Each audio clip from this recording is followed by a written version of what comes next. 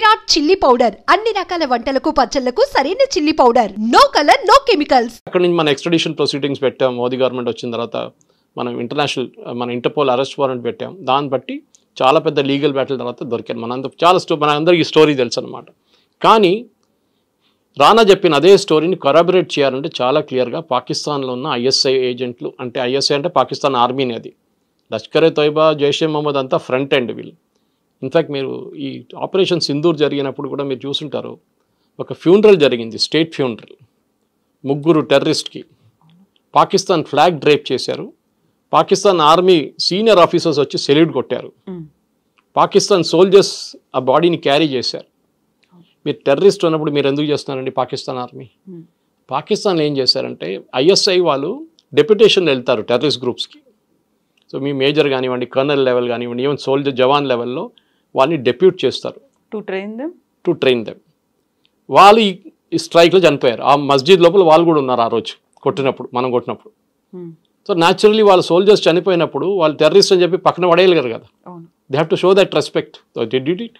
It's mean open admission అనమాట. మీరు అడిగిన ప్రశ్నకి ఐఎస్ఐ కనెక్షన్ ఉందంటే yes, here is the proof. Sponsor చేస్తున్నారు. ఇప్పుడు వాళ్ళు రిటర్న్ ఇస్తారని చెప్పి బిలావల్ భుట్టో చెప్తున్నారు. అది పాత కథ, అది ఏం జరగదు ఎప్పుడు. ఎందుకంటే ఫస్ట్ ఆఫ్ ఆల్ దావూద్ ఉన్నారంటే దావూద్ లేడు పాకిస్తాన్లో, దుబాయ్లో ఉన్నాడు. మళ్ళీ అంటాడు చనిపోయింది అంటారు, మళ్ళీ దావూద్ ఎక్కడ కనిపిస్తారు మళ్ళీ. ఇదంతా అందరికి తెలిసిన స్టోరీ. అది పాకిస్తాన్ FATF లిస్ట్ నుంచి బయటకు వచ్చారు ఇప్పుడే, గ్రే లిస్ట్ నుంచి, ఫైనాన్షియల్ టాస్క్ ఫోర్స్ నుంచి. దట్ ఈస్ టెర్రరిజం స్పాన్సర్ చేస్తున్న నేషన్గా. మనం ఆ ప్రెషర్ ఎప్పుడు పెట్టుకుంటూ రావాలి. మీరు చూసుంటారు పెహల్గాం తర్వాత ఇవాళ దాకా ఒక మేజర్ అటాక్ జరిగిందండి జమ్మూ కాశ్మీర్లో.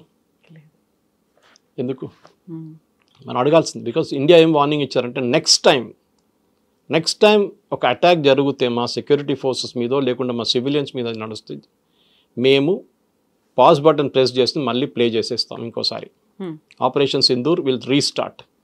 We have not cease fire పెట్టగానే ఆపరేషన్ సింధూర్ ఆపలేదు. We will start the war again. పాకిస్తాన్కి అదొక భయం ఉంది ఇప్పుడు. దట్ ఇదైనా ఇక్కడ వెళ్ళి ఇవ్వడానికి కొడితే మా మీద వస్తుంది కదరా బాబు అని చెప్పి వాళ్ళు ఇప్పుడు వీళ్ళ మీద కంట్రోల్ ట్రై చేస్తున్నారు. దానికోసం Bilawal Bhutto statement that we will hand over him అని చెప్పి. ఎవరిని పాసిఫై చేయడానికి అంటారు, ఎవరిని సాటిస్ఫై చేయడానికి? They know better and we know better, అది కాదు అనే మాట. అందులో హఫీజ్ సయీద్ కొడుకు కూడా అంటున్నాడు ఆయన ఎవరు మా నాన్నని ఇవ్వడానికి అనే మాట. ఇంతకీ హఫీజ్ సయీద్ ఎక్కడున్నాడు? జైల్లో ఉన్నాడా, ఫ్రీగా తిరుగుతున్నాడా అనేది? ఇది ఏంటంటే పాకిస్తాన్ ఆర్మీ, పాకిస్తాన్లో రెండే నడుస్తుందండి, Allah and army, religion and army. Civilian అడ్మినిస్ట్రేషన్కి అక్కడ ఏఎస్ఏ లేదు. సో బిలావల్ భుట్టో కాదు, షహబాజ్ షరీఫ్ చెప్పినా కానీ టెర్రరిస్ట్ వాడిని ఓవర్ రూల్ చేస్తారు వాళ్ళు. మీరు చూసుంటారు మొన్న కూడా ట్రంప్ లంచ్కి పిలిపించింది షహబాజ్ షరీఫ్ని కాదు, వాషింగ్టన్లో వైట్ హౌస్లో అసీం మునీర్ని పిలిపించారు. They know it. Even cease fire talks నడుస్తున్నప్పుడు కూడా US వైపు నుంచి వాళ్ళ సీనియర్ లీడర్స్ మాట్లాడుతున్నప్పుడు, అది వైస్ ప్రెసిడెంట్ వ్యాన్స్ అయితే మాట్లాడలేదు కానీ డిఫెన్స్ సెక్రటరీ ఎవరైనా మాట్లాడుంటారు, వాళ్ళు మాట్లాడినప్పుడు కూడా అసీం మునీర్తో మాట్లాడారు.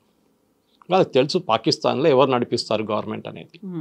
సో మీరు అడిగిన ప్రశ్నకి ఇదే, దట్ వీళ్ళకి అథారిటీ లేదు, పాకిస్తాన్ ఆర్మీ నడిపిస్తున్నారు.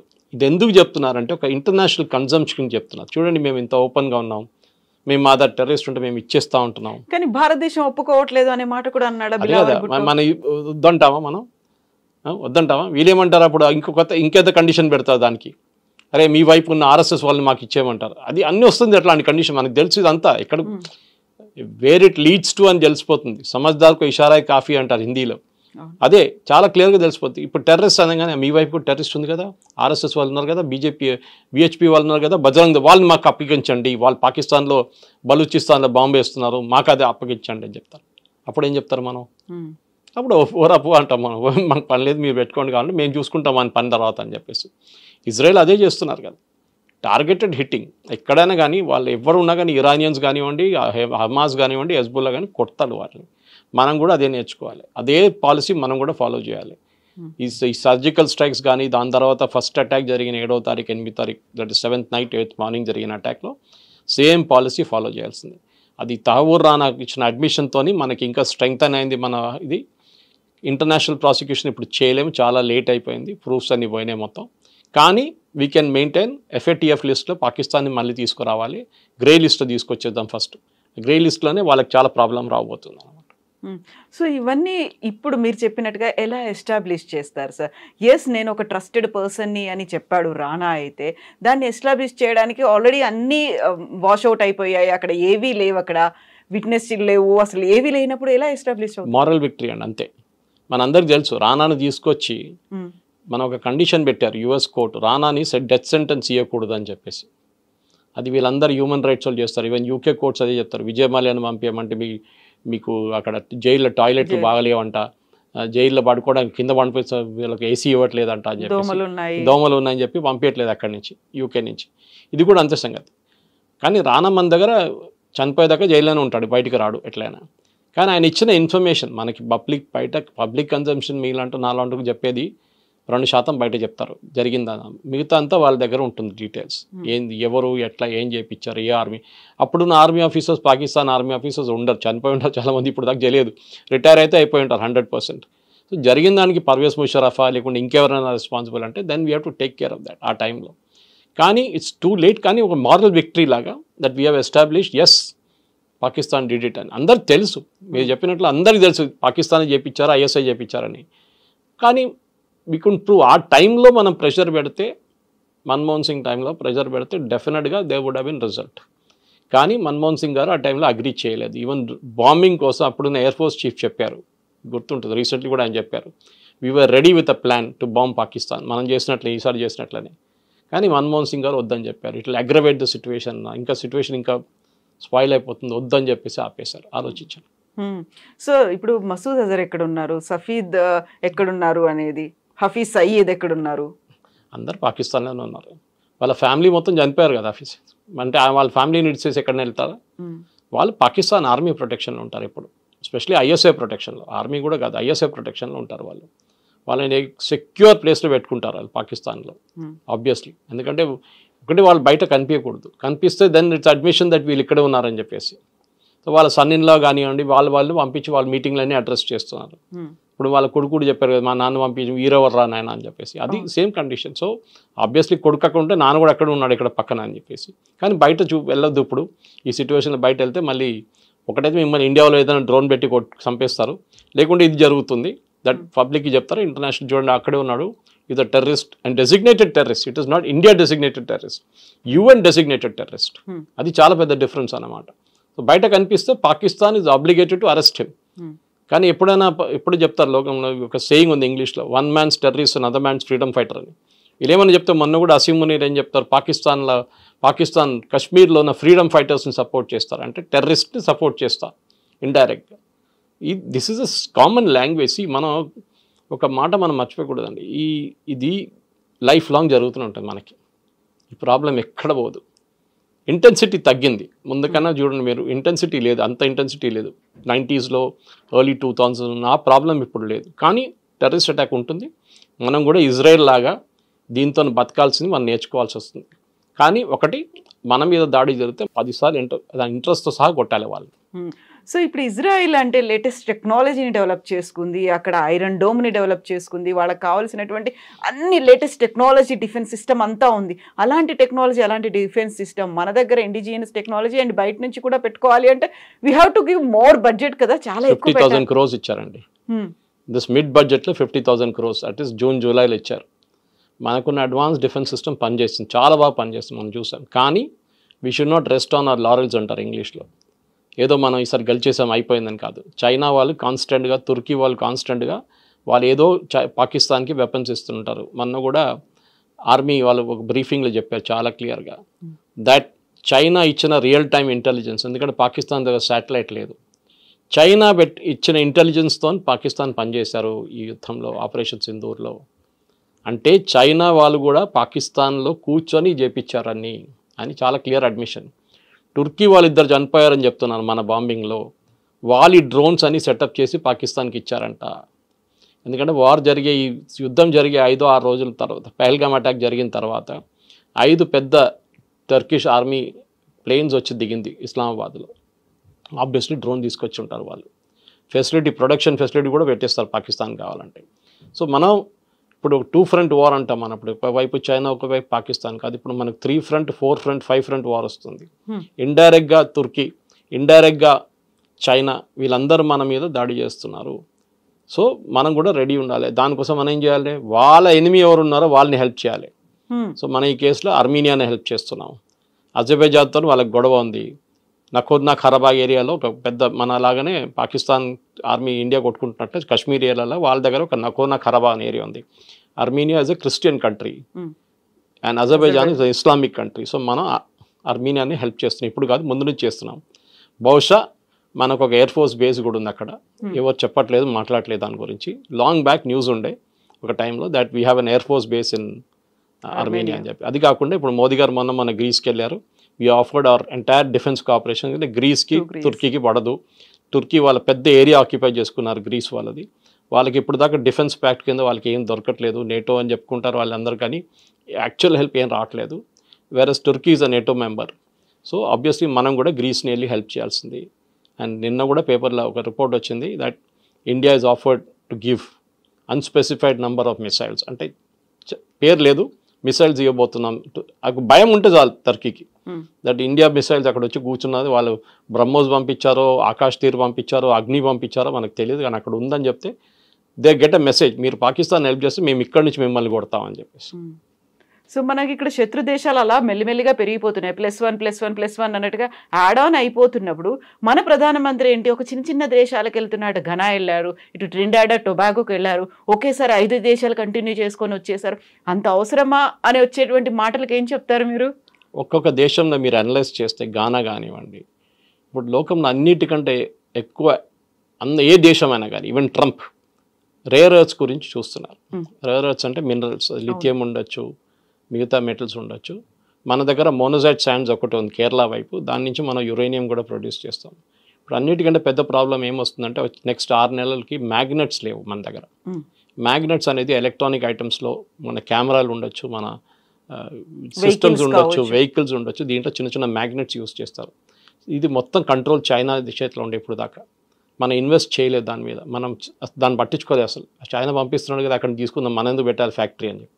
ఇప్పుడు చైనా వాళ్ళు బంద్ చేసేసారు. మీరు చూడండి, నెక్స్ట్ 6 months మీకు కార్లు దొరకవు, వెయిటింగ్ లిస్ట్ పెరుగుతుంది. కోవిడ్ టైంలో మనకు చిప్స్ ఇవ్వటం రాలేదనుకోండి, కొరియా నుంచి చిప్స్ రాలేదు ఆ టైంలో, మనకు ప్రాబ్లం వచ్చింది. సో మోదీ గారు ఈ దేశాలకు వెళ్ళి వాళ్ళతో టైఅప్ చేసుకుంటున్నారు. వాళ్ళ దగ్గర ఈ న్యాచురల్ రిసోర్సెస్ ఉంది, కానీ వాళ్ళు తవ్వి తీయడానికి వాళ్ళ దగ్గర డబ్బులు లేవు. సో వీఆర్ ఆఫరింగ్ మనీ, అదంతా బయటికి రాదు, అదంతా అగ్రిమెంట్లో వాళ్ళు సైన్ చేసుకున్నారు, విట్ ఈస్ నాట్ డిస్క్లోజ్డ్.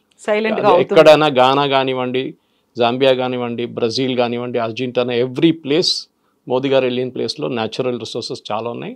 వాళ్ళకి డబ్బులు కావాలి, వీ విల్ గివ్ 50 million లేకుండా 100 million ఇచ్చి ఒక జాయింట్ వెంచర్ కంపెనీ పెట్టి మనం అక్కడి నుంచి we will dig it out. దానికోసం వెళ్తున్నాం. మనం అనుకుంటే చిన్న చిన్న ట్రినిడాడ్ అండ్ టొబాగో ఎందుకు, చాలా క్రూషియల్ రిసోర్సెస్ ఉన్నాయి ఈ ప్లేసెస్లో అన్నింటిలో.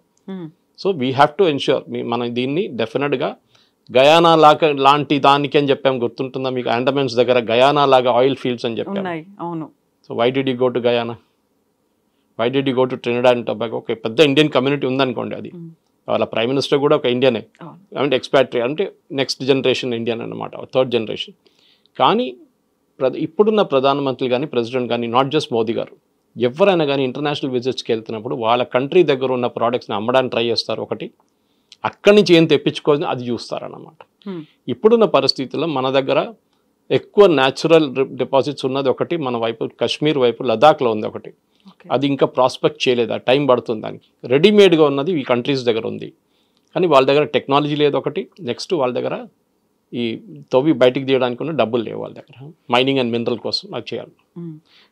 మీరు యుఎస్ కూడా చూసుంటారు, యుఎస్ యుక్రెయిన్తో ఏం డీల్ చేసుకున్నారు అదే కదా. ఇప్పుడు రష్యా ఇండియాకి ఇప్పుడు రష్యా ఆఫర్ చేస్తున్నారంట ఇండియాకి, మీరు తీసుకోండి, మా దగ్గర రేర్ ఎర్త్స్ ఉంది, మీరు తీసుకెళ్ళండి అని చెప్పేసి.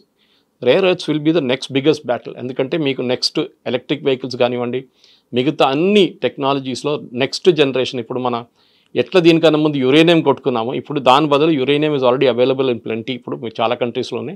నెక్స్ట్ రేర్ ఎర్త్స్ కావాలంటే నేను చెప్పిన ఈ మ్యాగ్నెట్స్ కానీ మిగతా అన్ని ఐటమ్స్కి we will have to start ఇండియాలో. ఇప్పుడు ఆల్రెడీ నిన్న అనౌన్స్ చేశారు ఒక స్కీము PLI కింద, that India will start making magnets ఇక్కడే అని చెప్పేసి. అది కాకుండా కోలార్ గోల్డ్ ఫీల్డ్స్లో కూడా మోదీ గారు నిన్న క్యాబినెట్ పర్మిషన్ ఇచ్చారంట, దట్ అక్కడ కూడా తవ్వి న్యాచురల్ మినరల్స్ ఉంది తీయమని చెప్పారంట అక్కడ.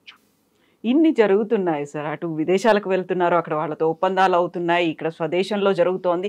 ఇన్ని అయినప్పటికీ కూడా మోదీ ఎప్పుడూ మాట్లాడరు, ఏం జరుగుతుందో బయటికి వివరాలు చెప్పరు. ప్రతిపక్షాలు ఇంత అడిగినప్పటికి కూడా ఓపెన్ అవ్వరు. వాళ్ళకి ఏం చెప్తారు? ఇలాంటి విమర్శలు బోల్డ్ అని ఉన్నాయి. ఏం చెప్పక్కర్లేదండి, అన్నీ చెప్పక్కర్లేదు.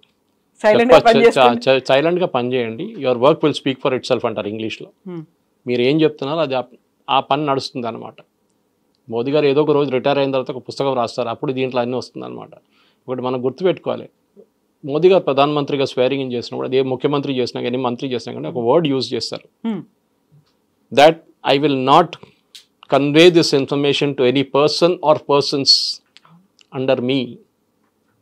ఇది నేను చేస్తున్నది అన్నీ నేను బయట చెప్పక్కర్లేదు. ఒక ప్రెస్ కాన్ఫరెన్స్ ఉంటుంది, గానాలో ప్రెస్ కాన్ఫరెన్స్ ఉండే, మిగతా ప్లేస్లో ప్రెస్ కాన్ఫరెన్స్ ఉండే, అన్నీ ఉండే కదా. ప్రెస్ కాన్ఫరెన్స్కి ఏం ప్రాబ్లం లేకుండా అక్కడ మోదీ గారు ఎప్పుడు ప్రెస్ కాన్ఫరెన్స్ అడ్రస్ చేయాలంటే భారతదేశంలో చేయరు, కానీ బయట వెళ్ళి చేస్తారు. ఆ రోజు కూడా అడ్రస్ గానాలో అడ్రస్ చేశారు, ట్రినిడాడ్ అండ్ టొబాగోలో ఇండియన్ కమ్యూనిటీని అడ్రస్ చేశారు. వాళ్ళకి అన్ని ప్లేసెస్ చేస్తున్నారు.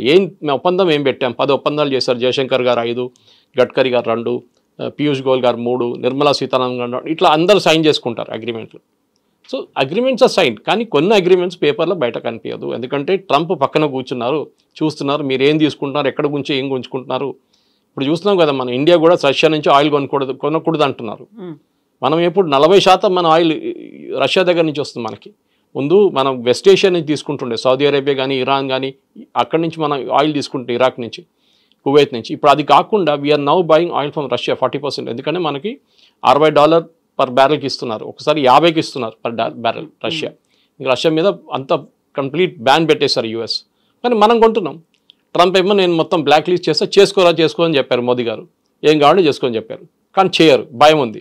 ఇప్పుడు కూడా ఇష్యూ చేసిన లిస్ట్ మీరు చూసుంటారు, నిన్న ఒక పెద్ద లిస్టు ఇష్యూ చేశారు ట్రంప్. 17 దేశాలు 16 దేశాలు ఉన్నాయి దాంట్లో. దట్ మీన్ టారిఫ్ 40 నుంచి 30 థాయిలాండ్ ఉంది దాంట్లో, జపాన్ ఉంది దాంట్లో, కొరియా ఉంది దాంట్లో. పెద్ద పెద్ద దేశాలు, at least Japan and Korea are big names అనమాట. కానీ భారతదేశం పేరు లేదే దాంట్లో. ఎవరు అడగట్లేదు ఎందుకు ఆపోజిషన్ వాళ్ళు. రాహుల్ గాంధీ ఏమంటారు, మోదీ గారు ఏదో సీక్రెట్ అగ్రిమెంట్ చేసుకున్నారు యూఎస్తోనని. ఇంటర్నేషనల్ టారిఫ్, ఇంటర్నేషనల్ ట్రేడ్లో మనం బయట ఎక్కువ మాట్లాడకూడదు. మనం ఏం చేయాలంటే చుప్చాప్ చెప్పించుకొని మన అడ్వాంటేజ్ తీసుకొచ్చి మనం రిటర్న్ వచ్చేసేయాలి అంతే. మనది ఒకటే స్టిక్కింగ్ పాయింట్ ఏంటంటే, మన బియ్యం అక్కడ అమ్మడానికి ఎస్పెషలీ మన అగ్రికల్చర్ ప్రొడ్యూస్ పెద్ద ప్రాబ్లం ఉంది. యూఎస్ సబ్సిడీ ఇస్తారు వాళ్ళ ఫార్మర్స్కి, మనం సబ్సిడీ ఇస్తాం మన ఫార్మర్స్కి. ఇది 2 మ్యాచ్ కావట్లేదని చెప్పి యూఎస్ గొడవ చేస్తున్నారు. So we will have to find a way out. మనం యూఎస్ నుంచి బియ్యం కొనక్కర్లేదు, వాళ్ళు ఇచ్చిన బియ్యం కూడా ఎవరు కొన్నారు ఇక్కడ. వాళ్ళు ఇంకేమైనా ప్రోడక్ట్స్ పంపిస్తే ఇక్కడ కొంటారు మార్కెట్లో. రేట్ ఎక్కువ ఉంటే ఎవరు కొనరు, మనకు అందరూ తెలిసిన స్టోరీ అది అనమాట. సో వీ విల్ వెయిట్, చూద్దాం ఏమైతుంది. పీయూష్ గోయల్ గారు వెళ్ళారు, నెగోషియేట్ చేశారు. లాస్ట్లో వాళ్ళకి విసుకొచ్చేసింది అమెరికన్స్కి, పీయూష్ గోయల్ వద్దు మాకు అని చెప్పారంట. ఈయన చాలా టఫ్ నెగోషియేటర్, ఆయన chartered accountant first of all. ఈయన వద్దు, మేము ఇంకెవరైనా పంపి అంటే మోదీ గారు చెప్పారండి ఇంకెవరు లేరు, ఆయన వస్తారని చెప్పారు. ఆయన వస్తారు, ఆయనే నెగోషియేట్ చేస్తారు మీతో, ఆయన అక్కడ కూర్చొని నెగోషియేట్ చేస్తున్నారు ఇప్పుడు. So we will wait. దానికోసం ఈ లిస్ట్లో August 1 నుంచి ఉన్న లిస్ట్లో భారతదేశం లేదు. బ్రిక్స్ మీద ఏదో పెట్టారు 10% అని, అది ట్రిపికల్ ట్రంప్ బ్లఫ్, అది ఏం జరగదు. అది